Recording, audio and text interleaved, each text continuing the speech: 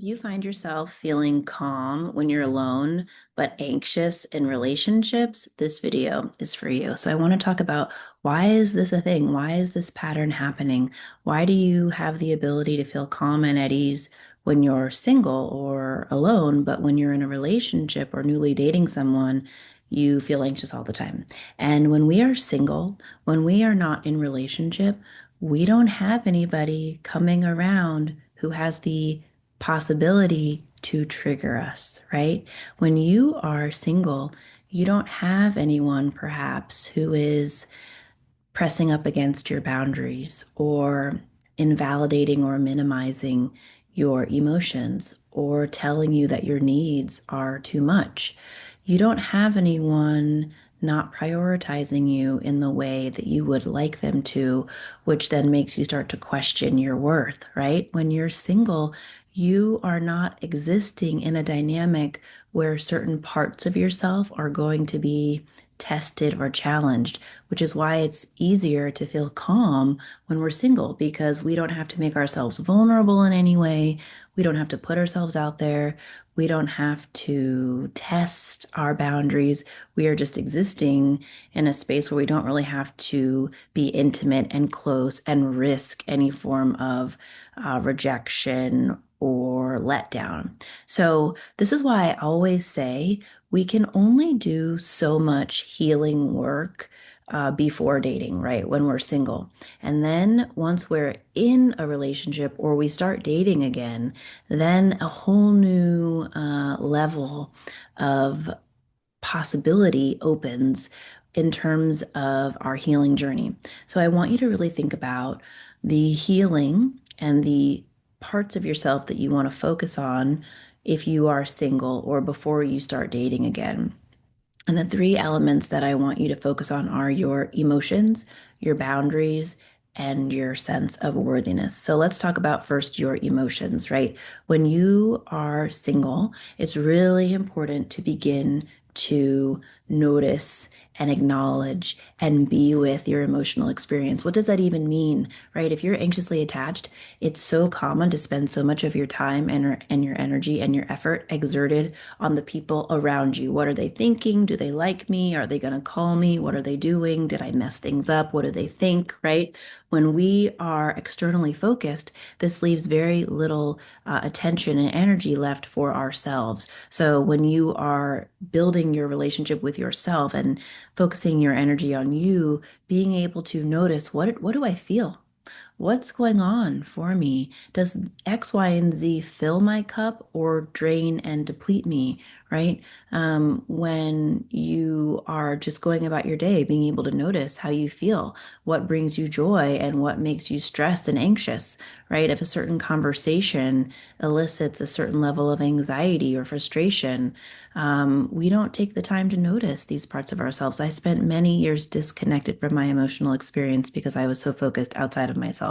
So when we are single and we're laying this foundation for being able to better manage our emotions once we're in a relationship, it's really important to focus on naming, noticing, and allowing your emotions in the present. Just taking time to bring your attention back to yourself and your inner emotional experience. Because the sooner you're able to start recognizing how you feel on a daily basis and you build that muscle, then when we're in the space of being in a relationship and we've laid that foundation for knowing what our emotional state is and how to soothe our emotional state as a single person, then when we're in a relationship, we already have been flexing that muscle. So when someone triggers you, when you haven't heard back from somebody in a text message, or maybe you are in conflict with somebody, or maybe somebody's sending mixed signals and it's making you anxious. Once you have already laid the foundation as a single person not in a relationship to better manage your emotions. Then when you're in the relationship, you'll already have the tools, but you're going to be tested, right? Because as a single person, you may have the ability to name how you feel and soothe your emotions. But then in the context of a relationship, those skills are going to get tested, right? When someone is not calling you back, when someone is evasive or sending mixed signals and they're triggering your emotions and they're making you anxious or confused, Your automatic default response as an anxiously attached person is probably going to be to kind of ignore what's going on within you and immediately focus on them and what they're doing and how to get their attention and, whether they like you. And when you catch yourself in that loop, that is your kind of a red flag alert in your mind to bring your attention back to yourself and your emotional experience and begin to use the same practices you had as a single person when you were laying that foundation in the now. And it's going to be harder, right? Because perhaps before you weren't being triggered in the same way. Certain wounds were not getting triggered the way they do in an intimate relationship where we're really making ourselves more vulnerable. So this all makes sense, right? It's easier to not get so triggered when we're not making ourselves vulnerable, when we're not waiting for a person to get back in contact with us, when we're not kind of in that zone of figuring out where the relationship is going to go. So this all makes sense. But the sooner you are able to manage your emotional state and get into that practice before you get into a relationship, the better you'll be able to notice when uncomfortable emotions arise when you're in the relationship and get curious about those emotions. What is coming up within you? What external experience prompted this emotion? What do you know to be true? What isn't true? What do you need? And once you answer those questions, then you'll be able to know what it's going to require of you to then soothe the emotion, right? If, for example, you haven't heard back from somebody and you take the time to assess and notice, I'm feeling ignored, I'm feeling frustrated, right? And you just allow space for those emotions to exist, right? As anxiously attached people, we don't often do that. So once you've given room for your emotions to exist, you can start asking yourself, well, what do I need? What would I prefer to feel instead? I would prefer to feel like I have some clarity. I would prefer to feel understood and seen and heard in this relationship. Okay, well, what's it going to take for you to get there, right? What do you need to do to take yourself from how you feel now to how you want to feel? And this may mean a boundary needs to be set or a conversation needs to be had, but the ability to sit with what's coming up instead of trying to shut it down or minimize it or just externally focus on the other person, the ability to be present with your emotions is going to give you so much information about what it is that you need to soothe the emotion and feel how you want to feel. So the second thing that I want to talk about is your boundaries, right? When we are not in a relationship, when we are single and we feel relatively calm and at ease, perhaps your boundaries aren't being tested in the way that they would be in a relationship. So before dating, when we're laying the foundation, right? Take the time to figure out what are your boundaries, what are your preferences and your limits in terms of a relationship specifically and how you want to be treated. What are your non-negotiables? What are you okay with and what are you not okay with? You can figure all of that out before you begin dating and before you start a relationship because those things are going to be constant, right? No matter who you're dating, right? We shouldn't be adjusting and editing our boundaries to align with whatever person is coming along. Your boundaries are yours and they should remain consistent no matter who you're dating. So you may realize that you have certain boundaries around, um, how you want to be treated, certain limits of what you will and will not discuss in the early dating phase, certain preferences, etc.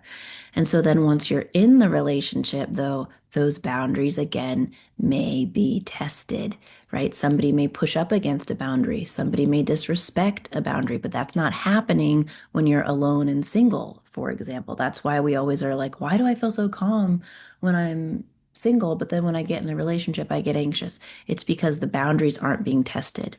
And also, when you are single, you're not having to uphold your own boundary, right? Because you may start dating somebody and you really like them and you want to really jump all into the relationship. And you're going to have to hold yourself back. You're going to have to try to pace things out and not emotionally invest too soon, which is going to require you to uphold your own boundary. And that is also going to maybe be anxiety provoking because there's a lot of, you know, conflict around, well, I really like this person, but I don't want to jump in too soon. And so there's going to be a lot of that internal conflict too, and that can make us feel anxious as well. So the reason that we feel calm when we're single and anxious in our relationships can also be because our boundaries are being tested in a way that they are not when we are single. And the third thing that I want you to keep in mind that may cause anxiety when you are in a relationship is when you are in a relationship, we often put our worth in the other person's hands. We often allow other people's behavior to define how we feel about ourselves. I used to do this all the time. It was subconscious. I had no idea. So maybe this, even saying this out loud right now, is bringing this pattern to your awareness. But if I was seeing someone new and they were showing interest in me, I was feeling great about myself. I was feeling worthy and enough and pretty and important, right? And then if they started to pull back, or I didn't hear from them, or they changed their mind and didn't want to see me at all, or ghosted me, my worthiness and my enoughness and how much I liked myself and what I thought of myself completely declined, right? It went from 100 to zero. And it was only many years later that I realized that my ability to feel worthy and enough was completely outsourced. It was completely dependent on what other people did. My ability to like myself or feel important or feel worthy and deserving was dependent on what other people did and how other people treated me. And when you're single and you're not putting yourself out there, you're not making yourself vulnerable, that sense of worthiness may not be tested, right? It may not be triggered in the way it would be when you're in a relationship, which is again why it's easier to feel calm and at ease when you're single because you're not making yourself vulnerable when you are single in the way that you would when you are in a relationship. And so when you're in a relationship and you catch yourself questioning your worth or doubting yourself or second guessing yourself or blaming yourself for something. It's in those pockets, it's in those moments when you catch yourself that you're able to bring your attention back to what do I think of my worth and reaffirm the distinction between you and someone else and reaffirm that someone else's behavior does not define your worth, right? But that it takes practice every time your worth comes into question. It's about coming back to that triggered part of yourself that is feeling unworthy because it's not conscious aware you that's feeling unworthy when somebody doesn't call back or somebody ghosts you, right? It's little you. It's the inner child within. It's the part of you that was perhaps abandoned emotionally or physically as a child. It's that wounded part that gets triggered, and that's the part of you that's feeling unworthy. And that's when adult you needs to lean in and comfort that little you that's getting triggered. Because as children, right, when we grow up in homes where we are emotionally or physically abandoned, and a parent isn't there for us in the way that we need them to be, and our needs are going unmet and we don't know when can I trust and rely on my parent. My parent isn't able to be there for me in the way that I need them to be. um, as children, we start to question ourselves. It's too threatening to even consider that something might be wrong with mom or dad, right? If someone's not paying attention to you or prioritizing you or showing interest in you and making you feel loved and seen and enough as a child, you don't think as a child, there's something wrong with parent. There's something wrong with mom because I'm awesome. And I don't know why mom isn't prioritizing me and paying attention to me in the way that I need her to. As children, we don't do that. We automatically think something must be wrong with me. because that feels safer, because I can't think something is wrong with parent because I'm dependent on them for my survival. So as children, we instead think something is wrong with me. And so what do I need to change about myself to be more appealing and pleasing to my parent or caregiver so that I can get them to come back, so that I can get their attention, right? And this lays the foundation for becoming the chameleon, to becoming the people pleaser, or hiding our feelings, or putting our needs last, or editing or adjusting our authentic selves in order to be more liked. This is where that pattern begins to form. So if you catch this pattern in yourself, just know this is learned. You learned a long time ago that you couldn't just show up as your authentic self and get the love and the attention that you needed and get your needs met. No, that wasn't your experience. You learned I have to be someone else in order to get my needs met. And you probably spent a lot of years, like I did, trying to figure out who that someone else was. And so then in adulthood, we are constantly trying to scan the room and we're hyper vigilant and we put ourselves last, all in an effort to get that person to connect to us and attach to us, because that's what we learned we had to do in order to make relationships work. And I'm here to tell you that that is no longer true, that you don't have to choose between your authenticity and a relationship. You can have both. You can have a healthy relationship where you can also be authentic and show up as your true, real self with all of your feelings and needs and preferences and boundaries. And you can create healthy relationships that don't require you to betray yourself and put yourself last. We don't need those types of relationships anymore. And I can also tell you that if you continue to be this inauthentic version of yourself and put your needs last and put your feelings last, you will only attract people who like you when you are this inauthentic, shrunken version of you. And I know you don't want that.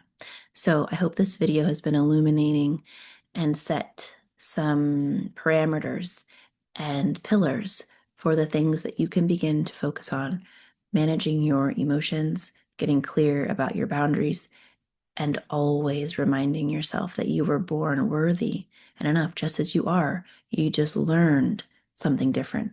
But the sooner you catch yourself every time and come back to that little you who learned something different and show them that that truth, that belief is not true anymore, you will then, once you're in a relationship, be able to manage the triggers and the anxiety when you are triggered. Yes, it's possible. This is what I teach inside of the Secure Collective, my membership program for healing anxious attachment and feeling secure within yourself no matter what anyone else does. All the details are in the caption below, and I leave you with the reminder that I always do. When their energy shifts, your security does not have to. Until next time.